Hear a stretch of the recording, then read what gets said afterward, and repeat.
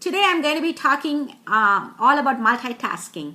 For nearly all people in nearly all situations, multitasking is impossible. When we think we're multitasking, most often we aren't really doing two things at once, but instead individual actions in rapid succession. The neuroscience is clear. We are wired to be more monotaskers. One study found that 2.5% of people are able to multitask effectively. And when the rest of us attempt to do two complex activities simultaneously, it is simply an illusion. Multitasking impairs your best thinking. We know what you are thinking. Who cares? Multitasking or monotasking? It's all just semantics, right? Wrong. Trying more than one thing at a time, especially anything potentially dangerous like texting while driving, seriously compromises our ability to complete the task safely and well. Equally important, repeatedly switching back and forth from project to project, like a hummingbird darting from flower to flower and then back to the original flower, can impair our ability to function at our finest. Remember, this is the next time you're tackling two tough tasks simultaneously. While we should strive to center on singular tasks, we have technological devices and resources that foster the multitasking myth. Smartphone in hand, earbuds in place, we feel empowered, right, to tackle the day's assignments all at once or to stay connected constantly. Now, divided attention.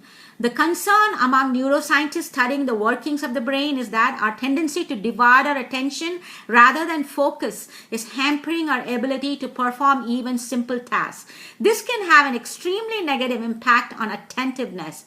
Those regulations against using your cell phone while driving are based on scientific data. Dual tasking, doing a linguistic or auditory task during a driving simulation, is associated with reduced activity in regions of the brain important to attention, as well as poorer driving performance. Several studies have proposed that individuals who are heavy media multitaskers adopt a style of attention control that favors the parallel processing of multiple information sources over focus on one primary task. Another study compared the performances of heavy versus light media multitaskers. Surprisingly, heavy media multitaskers performed worse on tests of task switching ability, possibly due to greater difficulties filtering out irrelevant information. Learning. An adage states there is time enough for everything in the course of the day if you do but one thing at once. But there is not enough in the year if you do two things at a time. Think about it. In essence, the more we multitask, the less we are able to accomplish because we slowly lose our ability to focus enough to learn. Attention is essential to learning. If we attempt from an early age to multitask constantly, we do not practice how to tune out the rest of the world to engage in deeper processing and learning.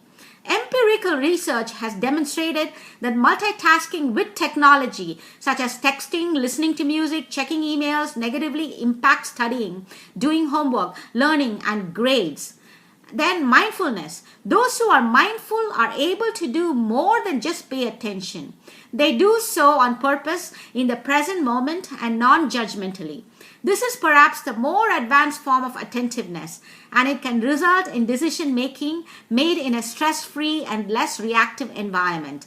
Indeed, many therapies based on mindfulness assist patients suffering from depression, anxiety, chronic pain, substance abuse, ADHD, and other conditions.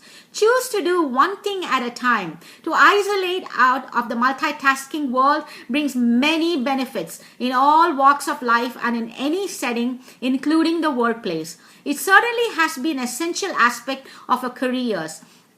People assume that skill of a scientist working in a molecular genetic research lab, this was me several years back, is primarily in the steadiness and precision of his or her hands, and there is some truth to that. But the proficiency of doing research is the ability to single-mindedly focus on a single experiment and complete a series of tasks, all in the pursuit of a given outcome that makes may take many hours to finish. Scientists like me are not necessarily born with this ability to monotask.